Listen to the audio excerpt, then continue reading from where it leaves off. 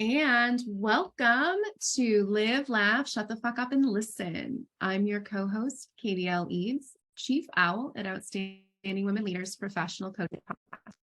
On those conversations that disrupt the way you think and inspire you to shut the fuck up and listen to your own inner authority. And I'm Marissa Senzaki, a holistic career coach and startup consultant on a mission to make human resources more humane. In this week's episode, we discuss the idea of coaching versus therapy. Is coaching just therapy in disguise? And who defines what coaching is anyway? And do either of these modalities even work? For the purpose of today's discussion, we're going to use the self-governing body, the International Coaching Federation, ICF for short, as our gold standard for defining coaching.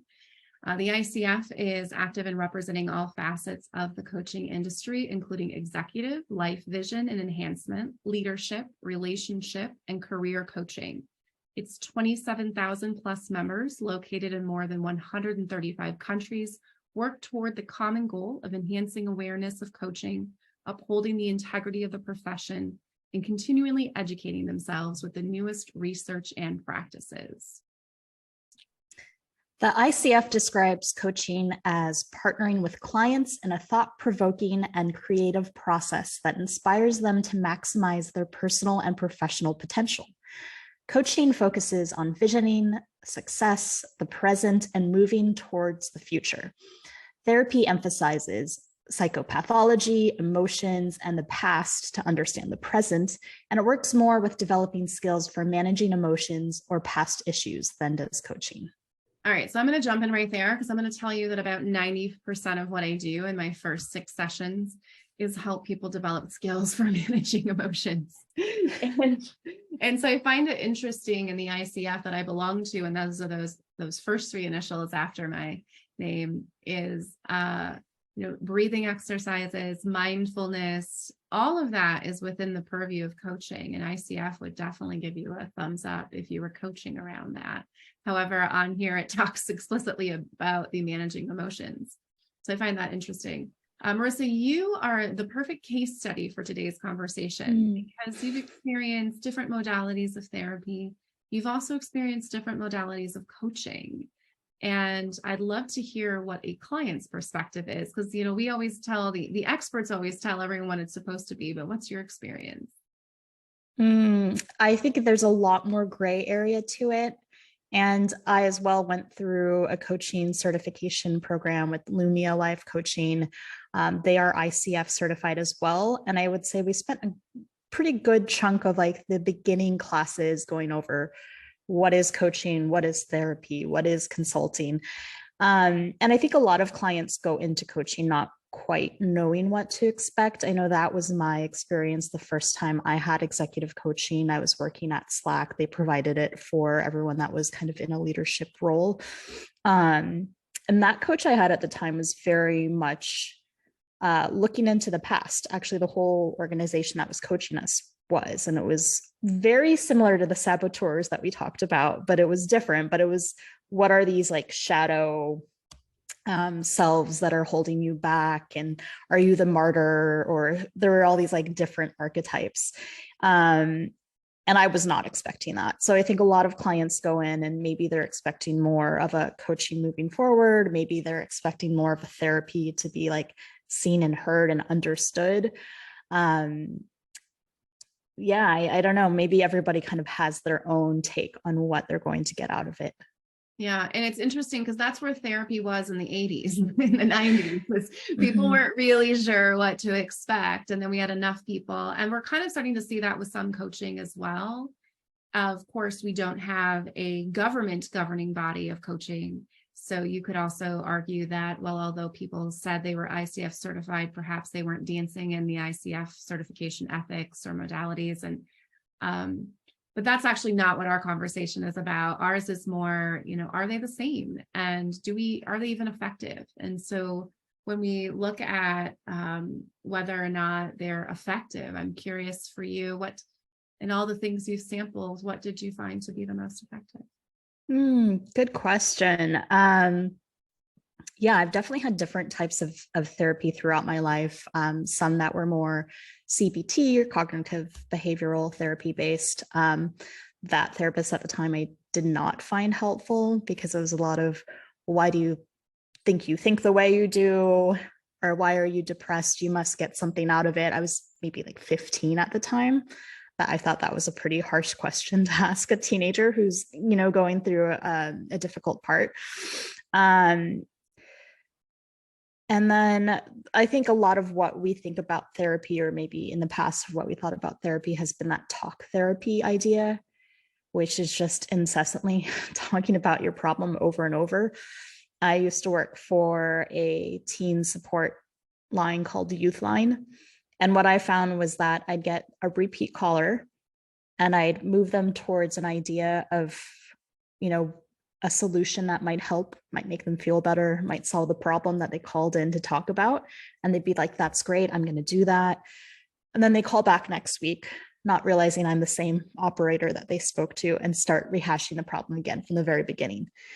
And what I learned was a lot of people just want to stay in that victim state and talk about the same thing over and over and over without any change.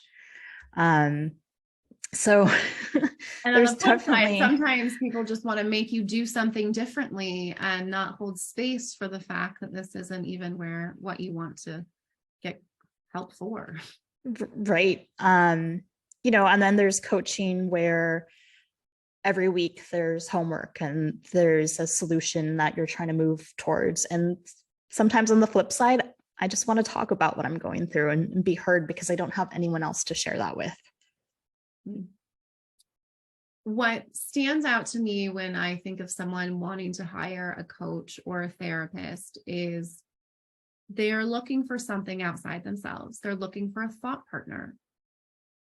Often we're also looking for an expert. We want to know someone that's walked our own path. Typically for coaching and therapy, we want to know their credentials. And what is most compelling about two humans coming together to live better lives when one pays the other is you have an energy exchange. Sometimes the exchange I have to offer you is wisdom. Sometimes the exchange I have to offer you is a thought-provoking question. Sometimes the wisdom I have to offer you is to just say out loud for you, hey, that sounds like a pattern. And maybe we should disrupt that pattern. I don't actually offer that. That's where they go. But point being is that you bring the most effective Marissa is not a Marissa that has a bunch of different hats she takes turns putting on in conversation, which coaches will often do. And the most effective Marissa wouldn't even be a certified therapist. The most effective Marissa is just Marissa, all of her. And I think there's importance for ethics around people are hiring you. They are seeing you as an expert. There's this impressionableness that you can have.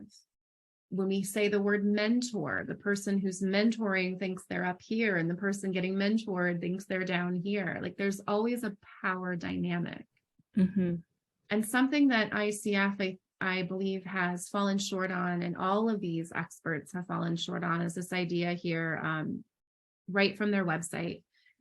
You need to be aware of and actively manage any power of status difference between the client and me that may be caused by cultural, relational, psychological, or contextual issues. But the reality is that as soon as you enter in that relationship, there's a power dynamic. One of my favorite parts about coaching is that people think I'm an expert and I have to prove it, and people just ask me questions and I get to even decide if I'm supposed to be answering them or not. Because as coaches, we're not really here to answer what our opinions are, but they see me as the expert. So they're just going to ask, what's your expert opinion here? That's my favorite when they say that to me. And so there's a power dynamic. We don't have to consider, yes, you can talk about culture and all that other stuff, but there's a power dynamic. And to me, Marissa without a power dynamic is more powerful than Marissa with a power dynamic. I think individuals, when we come together, and so I know that they believe I'm more powerful. I get that. But what I want them to see is that the power, just like the Wizard of Oz, what he didn't give the Tin Man something the Tin Man didn't already have inside him, right? We're pulling that out. But I get a little leery when coaches are like, or people like, I know you're a coach, like I have all the answers in me. No, you don't. You weren't here. I've got a few solutions, And if I go to a therapist, I say, I have no answers in me. I need all of your answers. Like somewhere in there is this, I'm looking for a thought partner. I'm looking for a strategic partner. I'm looking for someone that can provide solutions, that can be a coach and just listen and hold space. And if you want someone that can do therapy, you are going to have to hire someone that's been trained in therapy. I didn't hear you talk about the dog agreed. What I didn't hear you talk about is you didn't mention that therapy was the most effective modality for you. Yeah, I didn't get to that part of the question. I think for me, what's been most effective and why I went into my integrated attachment theory certification, I really dove heavily into that program during the pandemic. And that was something that I found way more helpful than any kind of therapy that I had done before. One, I think it just kind of made me realize that there's other people who have the same thoughts and emotions and reactions that I do, that I'm not just like damaged in some way. Like this is a normal human experience, but it really helped me to examine. I'm probably more of a logical person, but it helped me to examine the way that my thoughts affect my emotions, how it affects my behaviors, how I can kind of, as you've said before, like disrupt that thought pattern. And so that does go a little bit kind of into that therapy gray area. But that definitely gave me more tools to not only understand myself, but kind of have more empathy towards other people and think about what they're maybe going through and why they act the way they do, instead of, I think right now there's this big trend to label everybody a narcissist. Any behavior is like, oh, narcissist. And I think integrated attachment theory made me realize, like, people might be fearful, avoidant, or dismissive, and it's because of their own certain thoughts and beliefs that they've developed over the course of their lifetime. So it's for me, so I have the ICF certification. I got certified through CTI, so that's the other initials that are behind my name. A lot of that is based in behavioral therapy as well, and positive psychology, ton of positive psychology in there. And what I know to be true is the placebo effect. And it's not a lie if you believe it. We had a whole episode on that. And so I had a client today, actually, my very second to last client of the day. She said to me, do you offer human design to every single client? And my answer is no. And part of that is I have to get some very specific information to pull a human design chart, and asking someone a birth time feels a little less sciencey than it actually is. And I also am not here to bring my best opinion on the best resource. That would be outside of the ethics of my coaching, or even, probably where I would see we differ, maybe even in therapy, is that I know that not everyone needs the same thing. Every individual is the exception to the rule. I do not have a single individual in the over 200 humans I've brought human design to that have not resonated and immediately been able to accept and almost embrace these parts of themselves that they haven't before. However, I don't want to find myself in that this is best modality. And when we do have governing bodies, we do have, this is my lane, this is my zone, this is my expertise. And we typically can become a little bit of a blind, or what's the word I want? Tunnel vision. I want my gift to be farsightedness, so we can get a lot of tunnel vision when we start to put ourselves in doing coaching or doing therapy. I am doing what I do best. I am being Katie. I am listening. That is what I learned in coaching school. And I have a gift of being able to immediately recognize patterns that other people can't. I accept that I have this gift. And for me to sit on that gift, and I've done a lot, from when I sit on those gifts, because I want to honor some type of coaching thing, the doing of the coaching. we miss so much of the transformation that two people really have to offer each other.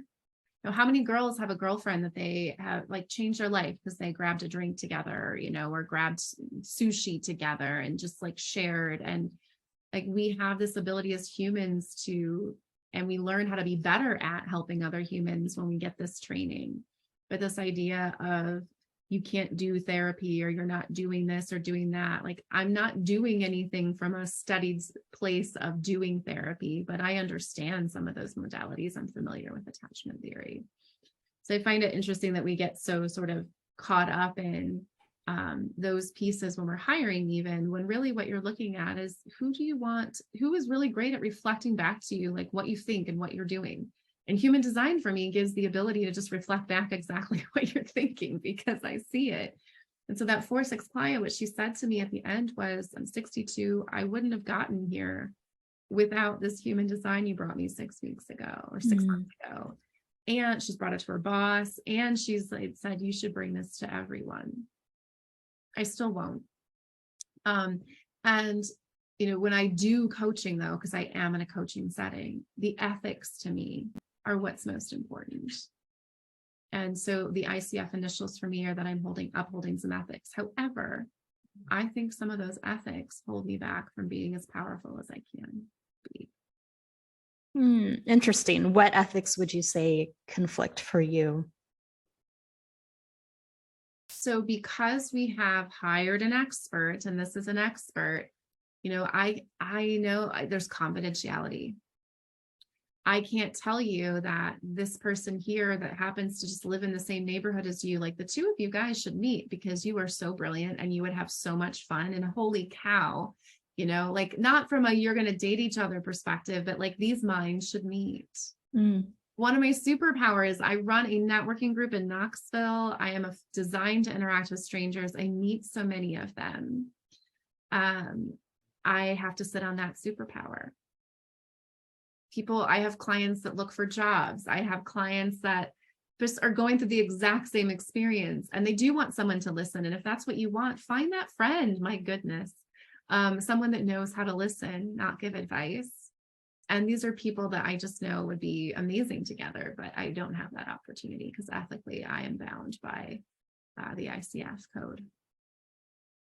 Yeah, that makes sense. But I think you said something interesting there about, you know, find a friend who's a good listener. That skill is actually really hard. I think it's super a hard. lot of people don't realize. All these people are coaches. Go make friends with one of them. Although they might be the coaches that want to sell you, or therapists. Like my second friend that I hung out with all summer when I first, after my divorce, was a therapist by trade. She was a good listener.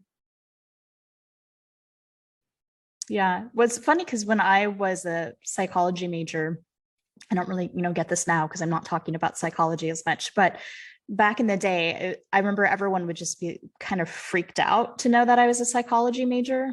And they'd say weird things like, oh, so what, you're going to psychoanalyze me now? Oh yeah. It's like weird stuff to me about the coaching thing as well. Like it must be so hard for you walking around just like knowing all these things about people. And like, because if I have their charts, for example, like, I'm seeing, but see, this is where coaching and therapy, I would say, do very much differ. I'm seeing the superpowers. I'm looking for the gifts. I am not looking for the dysfunction.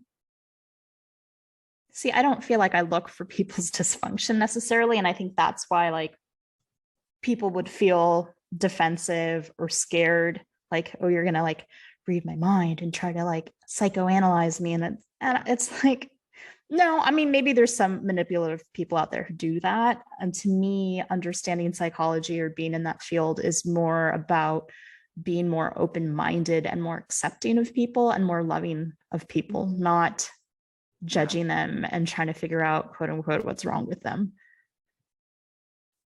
What brings me back every time, I started saying this and I forgot to talk about it, is placebo effect as well. So the placebo effect is very strong. And so when a client says this modality was amazing for me, I do not doubt that. And And I think that's also why, if you're looking for, do I need therapy? Because I've had clients say like, I think I just need a therapist. I also have a client who said, for the first time in my life, because she's hired coaches a lot, my coach is my coach and my therapist is my therapist. Mm-hmm. She really, and to me, that also just speaks to, that's because we are focused on the fulfillment and the moving forward. And it doesn't mean she gets homework. It doesn't mean she's checking things off a list. We're doing a lot of soul searching on who she wants to be now. But the placebo effect is so powerful. So for you, you've got to believe in whatever modality you're choosing.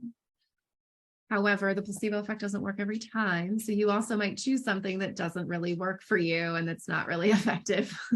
Mm-hmm. And that's why I always default to human design, because 100% of the time it works 100% of the time. And so if you want to learn more about it, you can go to alprofessionalcoaching.com. And what I also know is human design is about acceptance and embracing. And sometimes we need to just allow.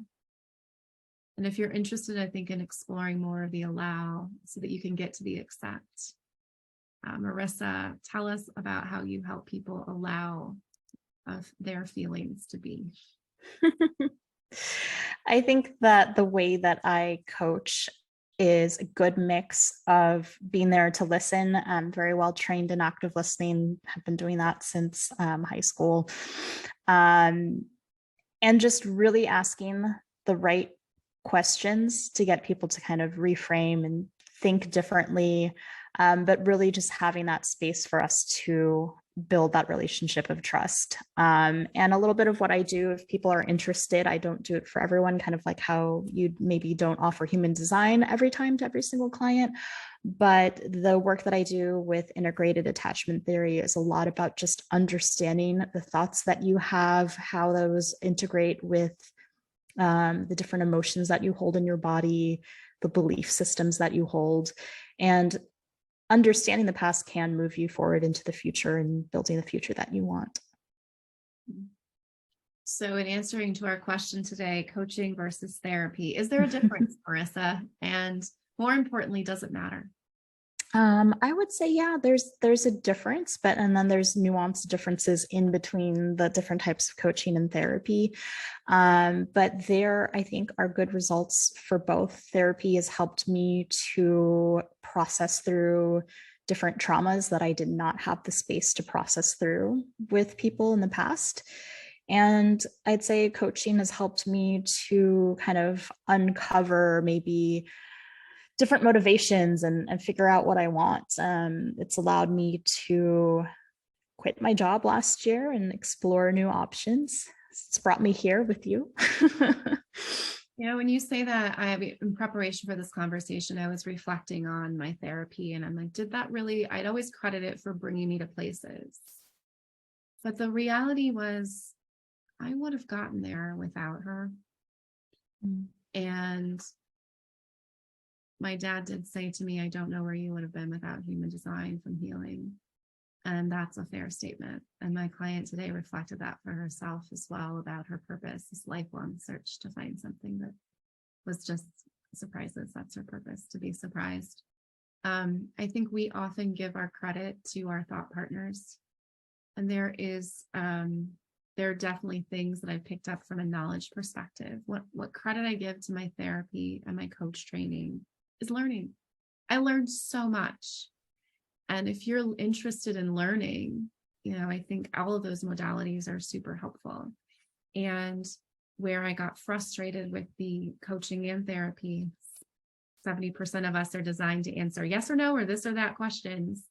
And that's not really what we're doing in those two modalities. And so I've always thought there was something wrong with me, that I wasn't doing coaching in regards to myself.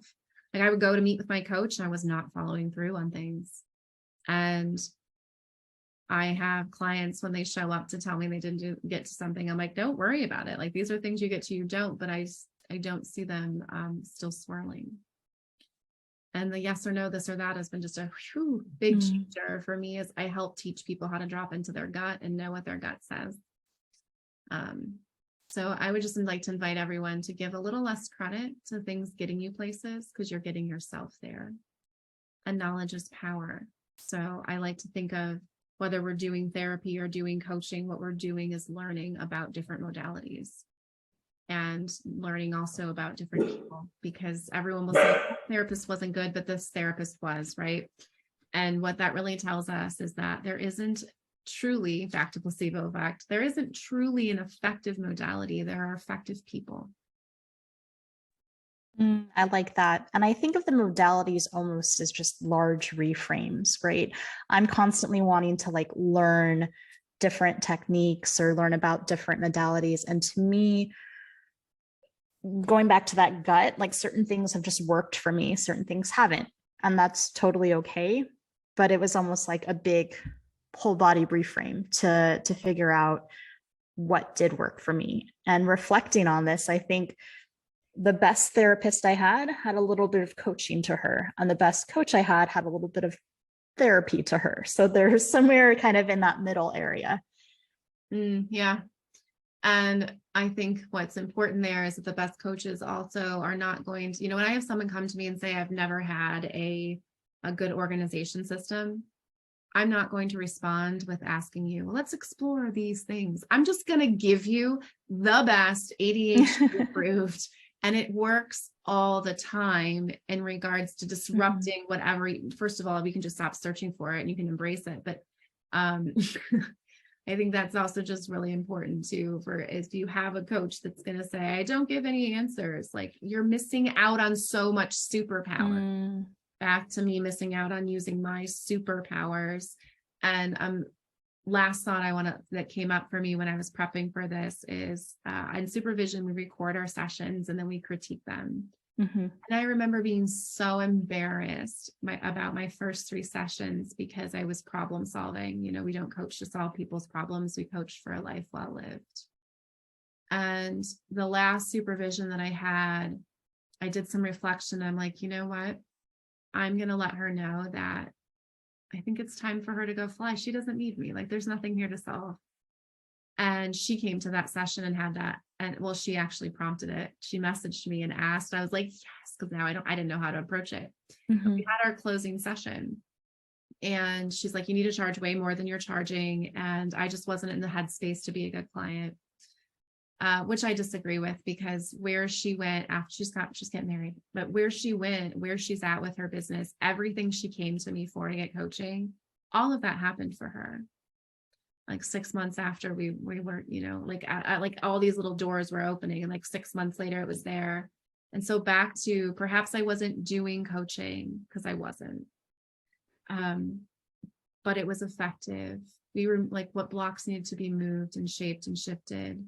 When someone says, I don't need you anymore, they're recognizing they don't actually have a problem. They have everything they need. I think that's important also to remember, is when you're going to get what you need to know, how will you know when you have it, so that you know when it's time to end, or when you know that it's time to find someone that can give it to you. Yeah, I had a similar experience receiving therapy, where I think I started to come to the sessions feeling like now we're just sort of talking and catching up. And I'm like, I think I'm good. Like, I just needed someone to like help me through a rough spot with work. And once that was done, I have all the tools I need. All right. Once you have all the tools you need, you can just shut the fuck up and listen to your own gut and what it's telling you.